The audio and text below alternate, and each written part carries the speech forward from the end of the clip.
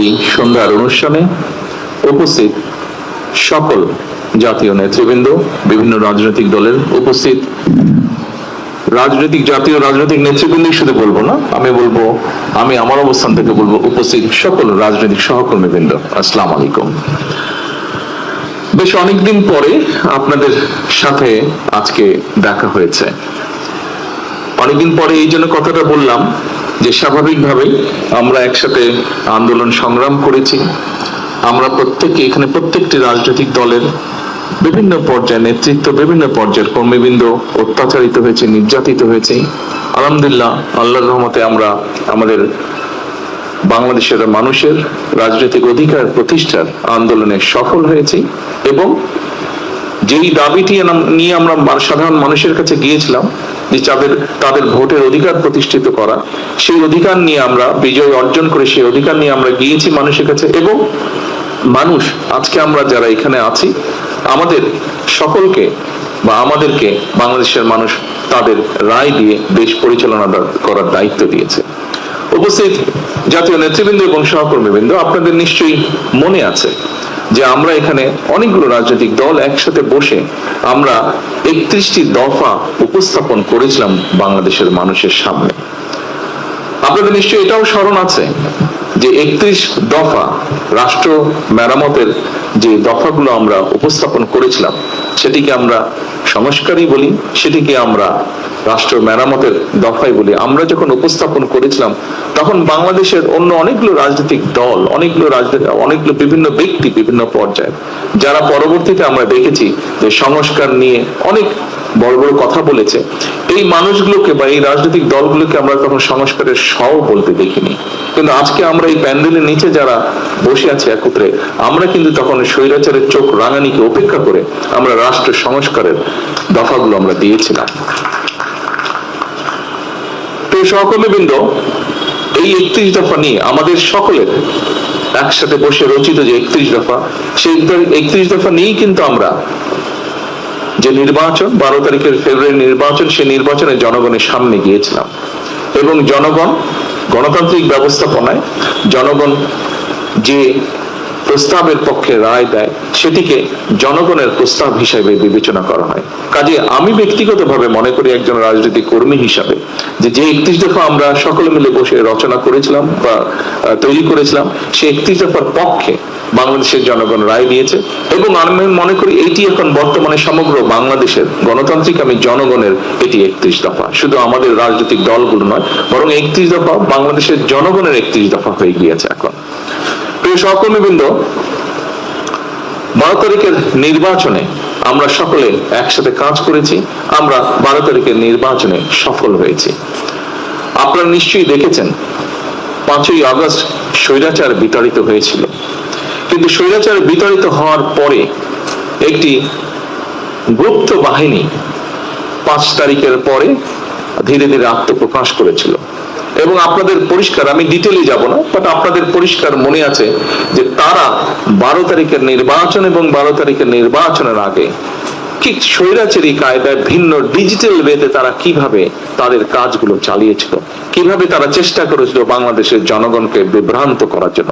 But ঐতিহাসিকভাবে সত্য, বাংলাদেশের জনগণ যখনই স্বাধীনভাবে তাদের মতামত দেওয়ার সুযোগ পেয়েছে, তারা সকল সময় দেশের পক্ষে, জনগণের পক্ষে সঠিক সিদ্ধান্ত গ্রহণ করতে কখনো ভুল করেনি এবং ঠিক 12 তারিখের নির্বাচনেও তারা সেটিই করেছে। আমি সঙ্গত কারণেই নামটি উচ্চারণ করতে চাইছি না। কয়েকদিন আগে আমার সাথে অন্তর্বর্তীকালীন সরকারের একজন উপদেষ্টা সাক্ষাৎ হয়েছিল। কথা প্রসঙ্গে উনি বলছিলেন যে উনারা যে 18 মাসের মতন দেশ পরিচালনা করেছেন, এই 18 মাস উনারা দেখেছেন যে কত অসহায়ের মতন উনারা ছিলেন। উনি বলছেন, উনি একজন সেই সরকারের উপদেষ্টা হিসেবে বলছেন এবং উনি বলছেন সরকারের 60% উপরে সেই গুপ্ত বাহিনীর ইনফ্লুয়েন্স ছিল। সেই গুপ্ত বাহিনী বিভিন্ন, এবং আমরা দেখেছি নির্বাচনের পরে এই গুপ্ত বাহিনীকে দিশাহারার মতন বক্তব্য রাখতে, বিভিন্ন রকম বক্তব্য রাখতে, এবং এখনো তারা বিভিন্ন রকম বক্তব্য রাখছে। তারা আমরা দেখেছি পত্রপত্রিকাতে, আমরা দেখছি সোশ্যাল মিডিয়াতে, আমরা দেখছি সেই ব্যক্তির বক্তব্য হচ্ছে যে এরা দিশাহারা হয়ে গেছে। 18 মাস তারা এমন ভাবে এমন ভাবে তারা পুরো জিনিসটাকে ব্যবহার করেছে তাদের পক্ষে, কিন্তু 12 তারিখে যখন জনগণ তাদের রায় প্রদান করেছে তারপর থেকে তাদের মাথাটি খারাপ হয়ে গেছে। প্রিয় সহকর্মীবৃন্দ, 16-17 বছর স্বৈরাচারের রেখে যাওয়া পুরো একটি বিধ্বস্ত ইকোনমি, 16-17 বছর রেখে যাওয়া স্বৈরাচারের একটি বিধ্বস্ত জ্বালানি বা বিদ্যুৎ ব্যবস্থা, 16-17 বছর ধরে স্বৈরাচারের রেখে যাওয়া একটি শিক্ষা ব্যবস্থা, একটি যোগাযোগ ব্যবস্থা, একটি স্বাস্থ্য ব্যবস্থা, যেটি বলি না কেন প্রত্যেকটি ব্যবস্থা ছিল বিধ্বস্ত।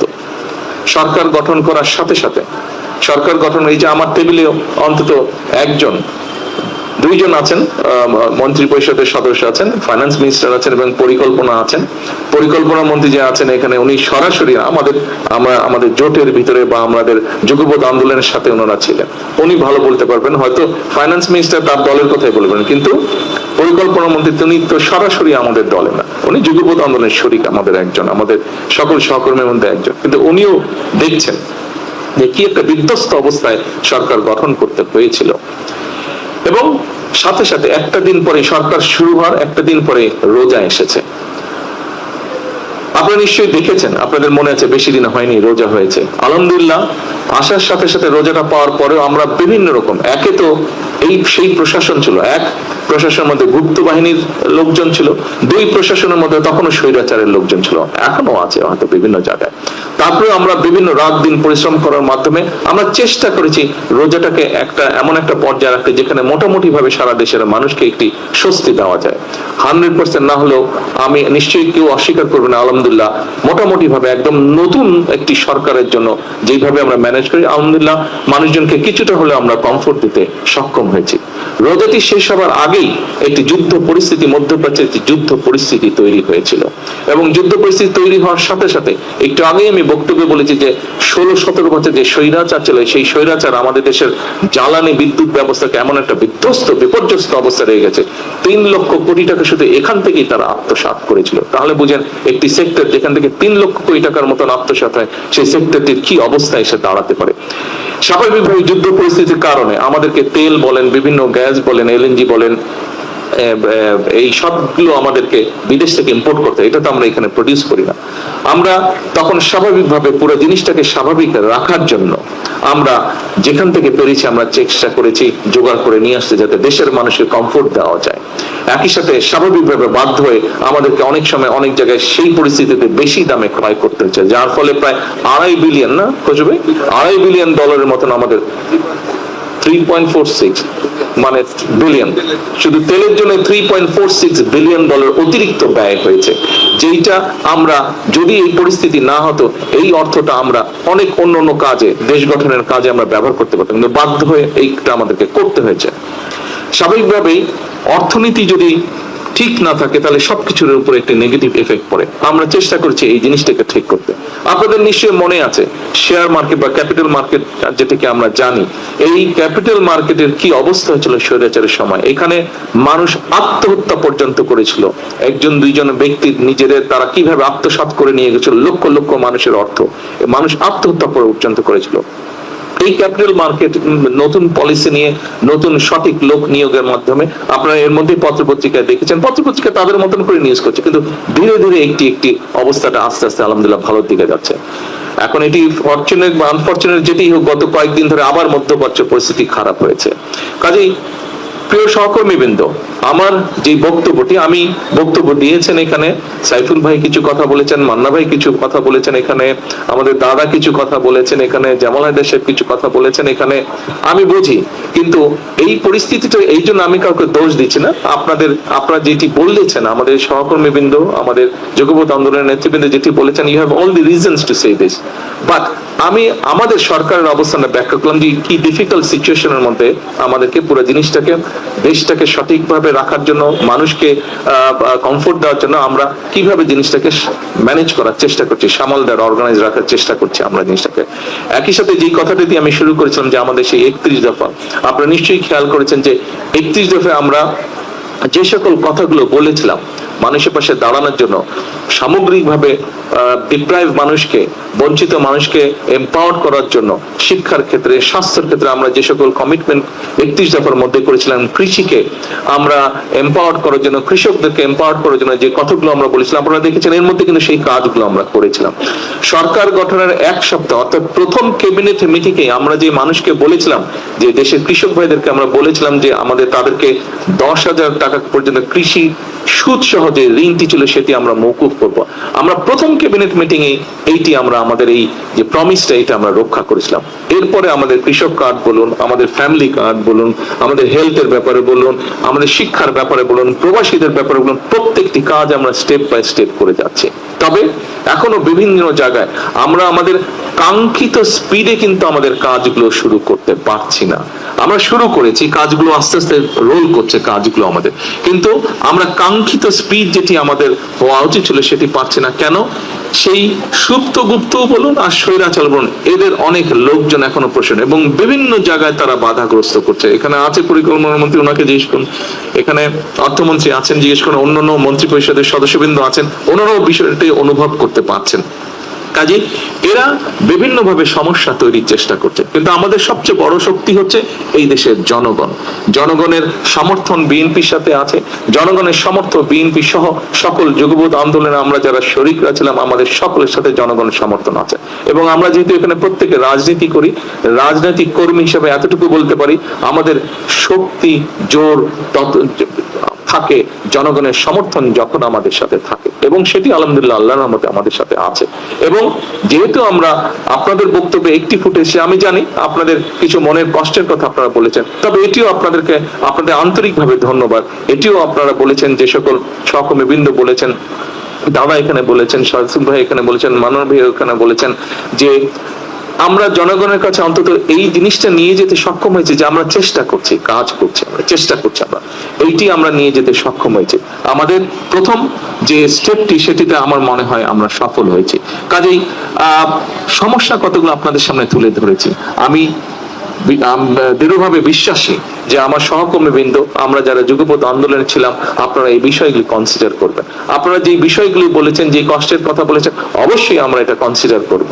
কিন্তু জনগণ যেই দায়িত্বটি প্রথম দিয়েছেন, নিশ্চয়ই আপনারা এই ব্যাপারে একমত হবেন। প্রথমে জনগণের ইন্টারেস্ট আমাদেরকে দেখতে হবে, প্রথমে আমাদেরকে প্রোটেক্ট করতে হবে পুরো দেশের স্বাধীনতা, দেশের সার্বভৌমত্ব, দেশের অর্থনীতি, জনগণের নিরাপত্তা, এই বিষয়গুলোকে আমাদেরকে যে কোনো ভাবেই হোক প্রথমে এইগুলোকে আমাদের প্রোটেক্ট করতে হবে। তারপরে অবশ্যই বাকি যে বিষয়গুলো আছে, আপনাদের যে বক্তব্যগুলো আছে, আপনাদের যে বিষয়গুলো আছে বলার, উপস্থাপনা আছে, সবগুলো বিষয় আমরা চেষ্টা করবো অ্যাড্রেস করতে। আমরা এতদিন একসাথে ছিলাম, কেন আমরা আপনাদেরকে ছেড়ে দেব? কোনো যুক্তি নাই। এতদিন একসাথে ছিলাম, আমরা ইনশাল্লাহ সামনের দিনেও একসাথে থাকবো। হতেই পারে চলতে গেলে মাঝে মাঝে হয়তো একটু এদিক ওদিক হতেই পারে। এত সমস্যা, প্রায় 20 কোটি মানুষের দেশ, কত রকম সমস্যা। আপনি যদি দেখেন এই ঢাকা শহর পরিষ্কার করে এখন একটা বিরাট সমস্যা হয়ে দাঁড়াচ্ছে, যেদিকে তাকাবেন ময়লা। এই পরিষ্কার করে একটা সমস্যা হয়ে দাঁড়াচ্ছে, এদিক দিয়ে পরিষ্কার করলে ওই দিক দিয়ে ময়লা করে ফেলছে, ওদিক দিয়ে পরিষ্কার করলে এদিক দিয়ে ময়লা করে ফেলছে, এই একটা অবস্থা। তাহলে চিন্তা করেন সমগ্র দেশের কি অবস্থা। অবশ্যই আপনারা এই ব্যাপারে ওয়াকিফ আছেন। আমি শুধু এতটুকু অনুরোধ করব, একটু আমাদের সকলকে ধৈর্য ধরতে হবে। কারণ খুব সময় মান্না ভাই ওনার বক্তব্যে বলেছেন যে জনগণের প্রত্যাশা অনেক, জনগণের প্রত্যাশা অনেক।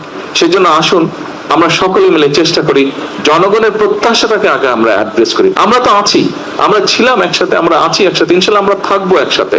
কাজে আমাদের মধ্যে আমি মনে করি না ডিফারেন্স অফ ওপিনিয়ন হতে পারে, কিন্তু ভুল বোঝাবুঝির কোনো কারণ আমাদের মধ্যে আছে বলে আমি মনে করি না।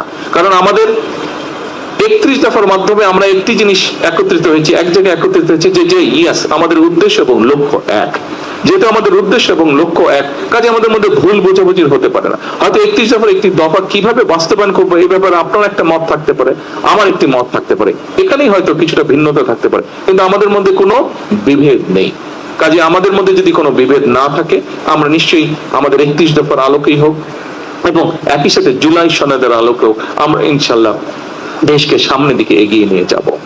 এবং আপনাদের প্রত্যেকের একটি কথা একটু পিছনে নিয়ে যাই, আমরা যখন আন্দোলন সংগ্রামে রাজপথে ছিলাম, আজকে অনেকেই দাবি করে, কারো নাম আমি উল্লেখ করতে চাই না, যাদেরকে একটি শব্দ, গুপ্ত একটা শব্দ ব্যবহার করলেই মানুষ, সাধারণ মানুষও তাদেরকে চিনে তারা কারা। এদেরকে কিন্তু আমরা অনেক খুঁজেছি, তাদেরকে আমরা পাইনি, আমি পাইনি দূরে থেকে। আপনারা কি কেউ পেয়েছিলেন রাজপথে তাদেরকে? তাদেরকে কিন্তু রাজপথে আমরা দেখিনি। বিভিন্ন সময় তাদেরকে দেখেছি, যারা পালিয়ে গেছে এই দেশ থেকে তাদের সাথে বিভিন্ন ভাবে আমরা দেখেছি, কিন্তু রাজপথে আমরা দেখিনি। দেখেছি শেষের দিকে এসে কিছুটা আমরা তাদেরকে দেখেছি, শেষের দিকে তারা কিছু কিছু জায়গায় তাদেরকে দেখেছি, কিন্তু 17 বছর বিভিন্ন জায়গায় আমরা তাদেরকে দেখিনি। কাজে প্রিয় নেতৃবৃন্দ, সেজন্যই দেশের মানুষ আমাদের উপরই আস্থা রেখেছে, আমাদের উপরে আস্থা রেখেছে যে ঠিক আছে, এরাই দেশকে নিয়ে যেতে পারবে। এটি আমি দৃঢ়ভাবে বিশ্বাস করি। আসুন, দেশের মানুষের সে আস্থা ধরে রাখার জন্য আমাদেরকে যে কোনো মূল্যে ঐক্যবদ্ধ থাকতে হবে। দেশের মানুষের আস্থা ধরে রাখার জন্য আমরা সকলে এক কাজ করব। কারণ ওই যে কথা একটি, জনগণের প্রত্যাশা আমাদের কাছে, জনগণ প্রত্যাশা নিয়ে আমাদেরকে দায়িত্ব দিয়েছে। আসুন আগে আমরা দায়িত্বটা পালন করি, তারপরে আমরা নিজেদেরকে নিয়ে ভাবি, আগে জনগণের কথা ভাবি। পরিশেষে আবারও আপনাদের সকলকে আজকে এখানে কষ্ট করে আসার জন্য আন্তরিকভাবে আমি আমার পক্ষ থেকে এবং আমার দলের পক্ষ থেকে এবং আমার সরকারের পক্ষ থেকে আপনাদেরকে আন্তরিকভাবে আমি শুভেচ্ছা এবং ধন্যবাদ জানাচ্ছি। ইনশাআল্লাহ এটি শেষ না, এটি শুরু। আমরা এটাকে ইনশাআল্লাহ কন্টিনিউ করব। আসসালামু আলাইকুম।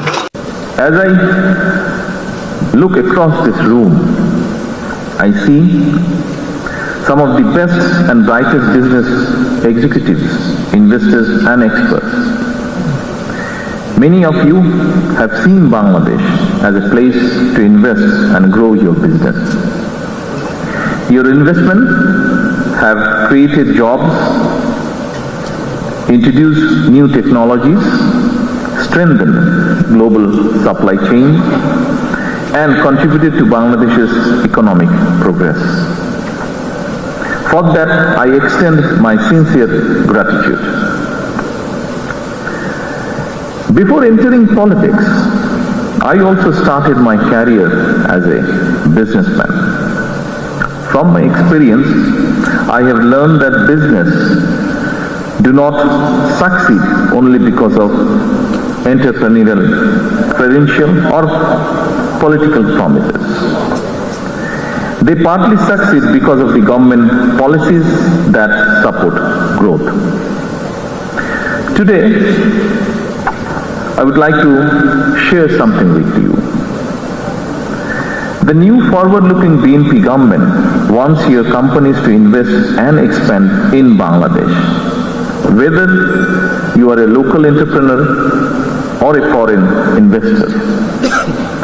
When you invest in Bangladesh, our government will invest in you through our time, support and policies. This is a commitment we will try our best to keep, inshallah.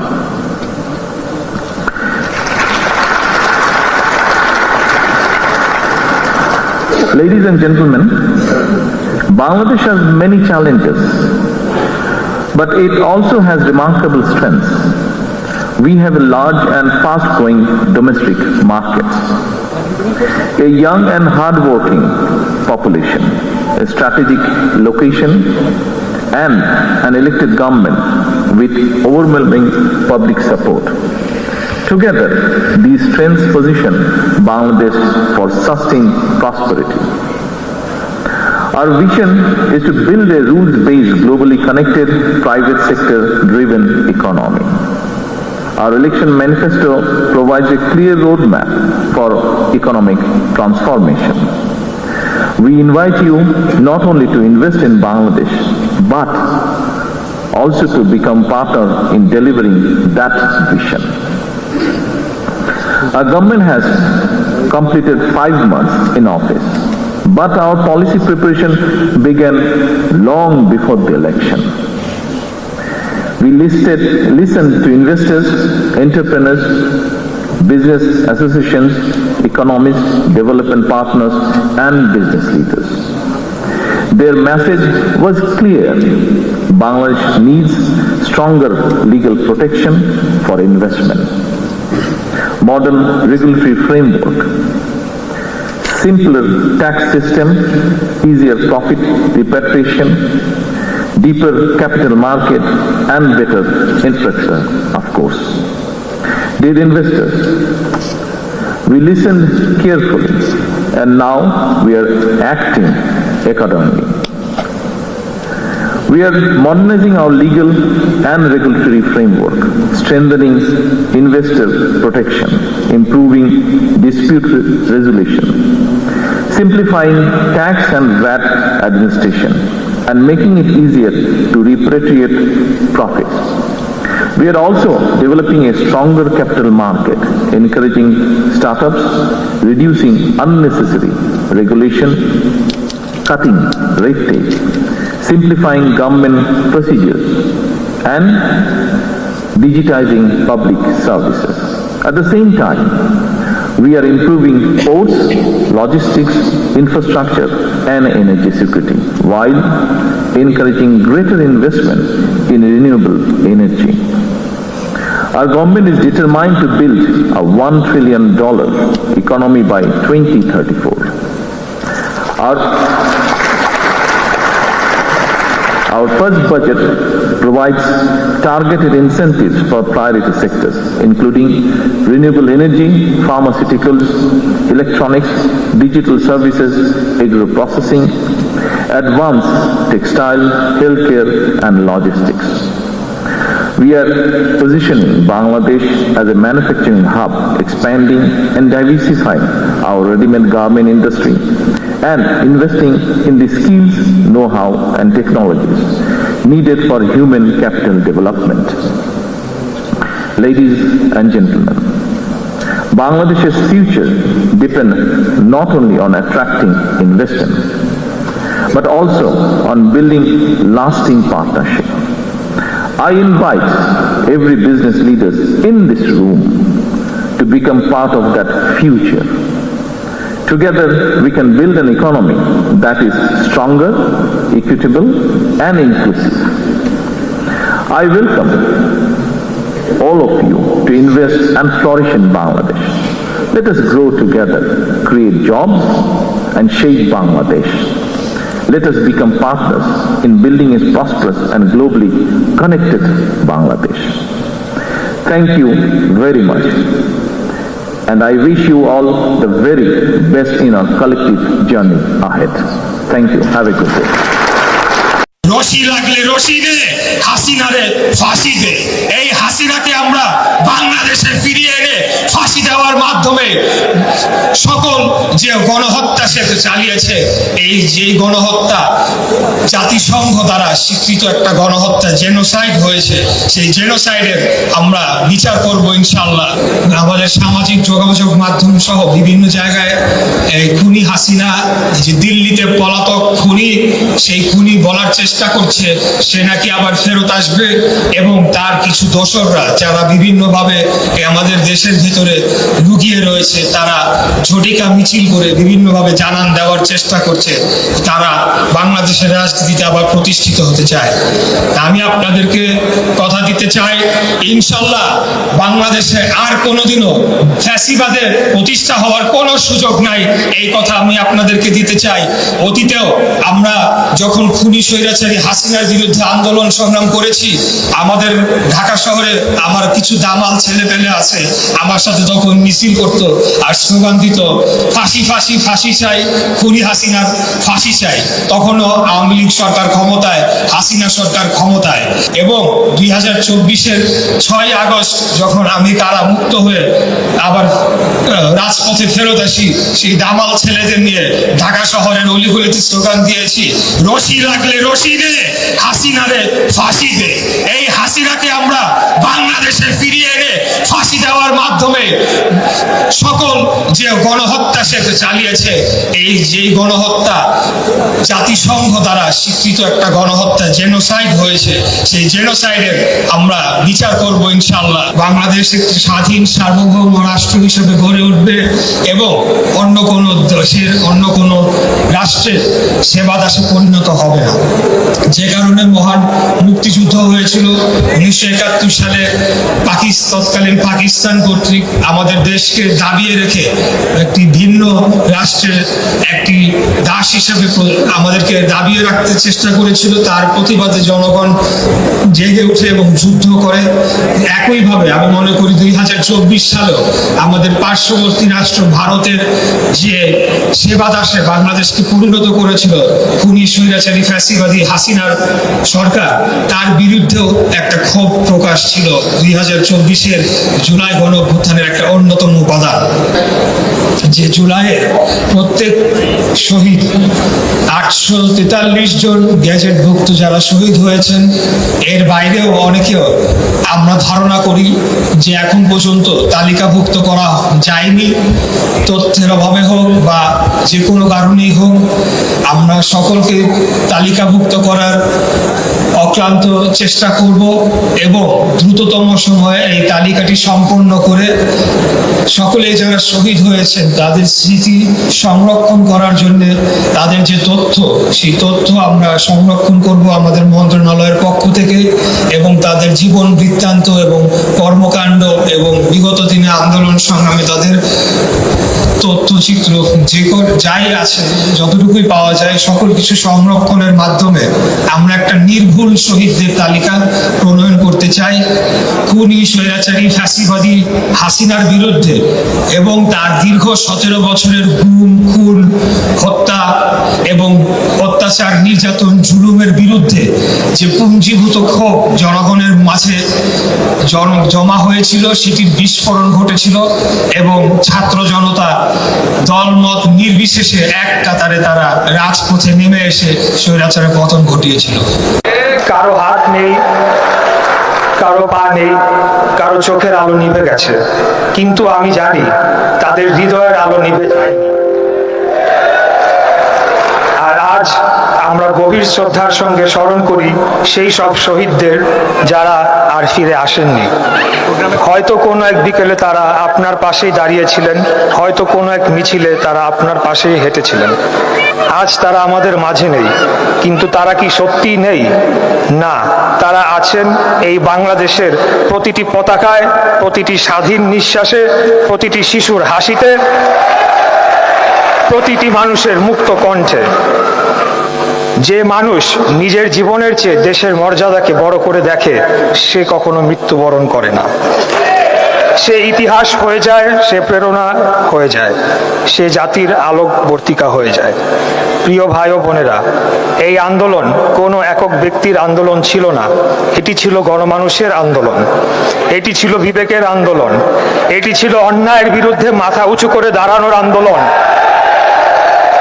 এখানে ছাত্ররা ছিল, এখানে শিক্ষকরা ছিলেন, শ্রমিকরা ছিলেন, রিক্সা চালকরা ছিলেন, ক্ষুদ্র ব্যবসায়ীরা ছিলেন, স্কুল পড়ুয়া শিশুরা ছিল, মা ছিলেন, বাবা ছিলেন, আর ছিলেন কোটি কোটি সাধারণ মানুষ যারা বিশ্বাস করেছিলেন একদিন বাংলাদেশ আরো ভালো হবে। প্রশ্ন করি আপনাদের তো সুন্দর ভবিষ্যৎ ছিল।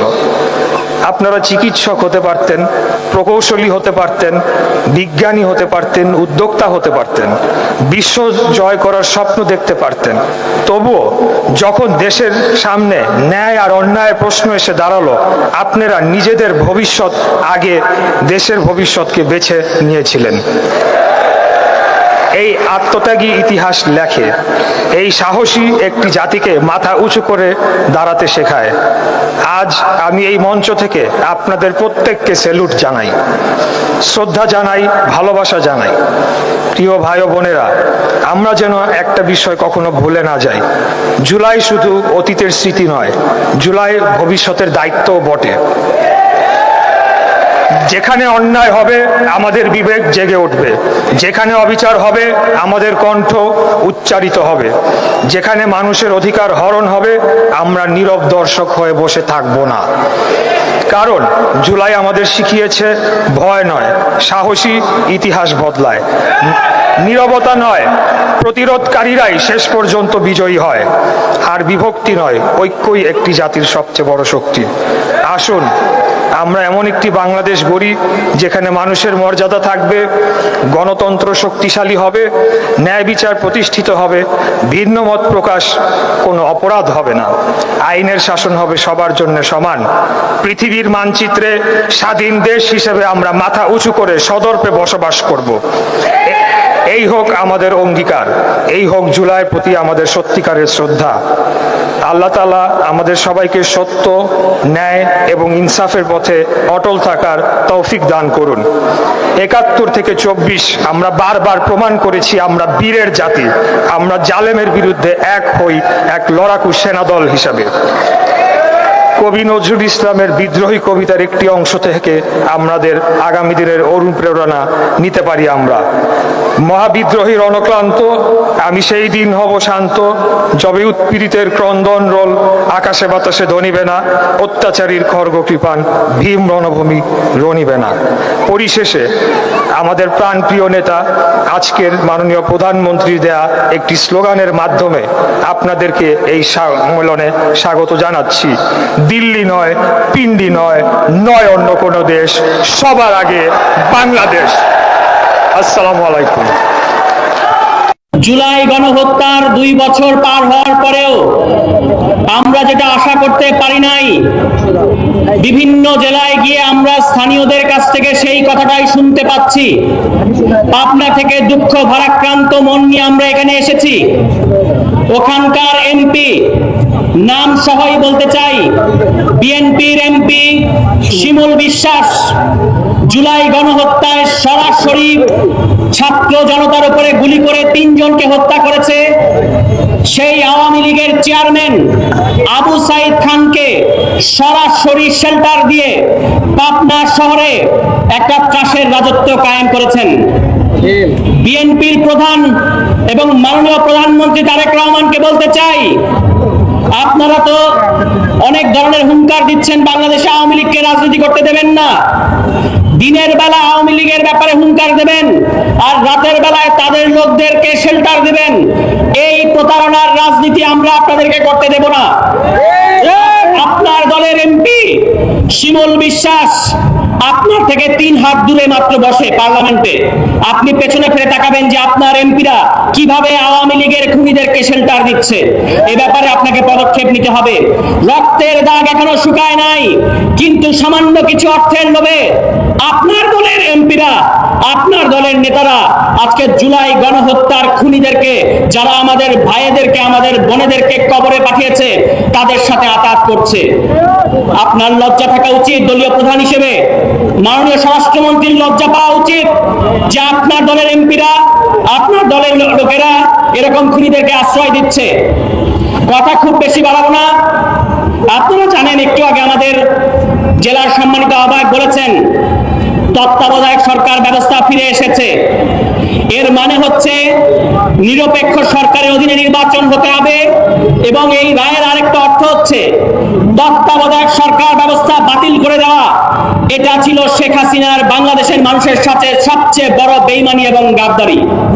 এই রায়ের মধ্য দিয়ে এটাই প্রতিষ্ঠিত হয়েছে। কিন্তু সরকার বাহাদুরকে আমরা স্মরণ করিয়ে দিতে চাই, আপনারা বলেছেন জুলাই সনদ অক্ষরে অক্ষরে বাস্তবায়ন করবেন। তত্ত্বাবধায়ক সরকার ব্যবস্থা অতীতে আপনারা গিট্টু পাকিয়েছেন। এটার মধ্য দিয়ে কিভাবে অবৈধভাবে ক্ষমতায় আসা যায়, এটাকে ম্যানিপুলেট করে সেই কাজ আপনারা অতীতে করেছেন। একই জিনিস সামনে যদি পুনরাবৃত্তি করতে চান, আপনাদের পরিণতি আওয়ামী লীগের চালারা কিছু হবে না। সুতরাং জুলাই সনদে তত্ত্বাবধায়ক সরকার ব্যবস্থার যে ফর্মুলা দেয়া আছে, ওই ফর্মুলা অনুযায়ী তত্ত্বাবধায়ক সরকার ব্যবস্থা গঠন করতে হবে। ওই সাবেক বিচারপতি, আপনাদের দলীয় বিচারপতিদের ওখানে বসাবেন। এই জিনিস এবার কিন্তু আর মেনে নেওয়া হবে না।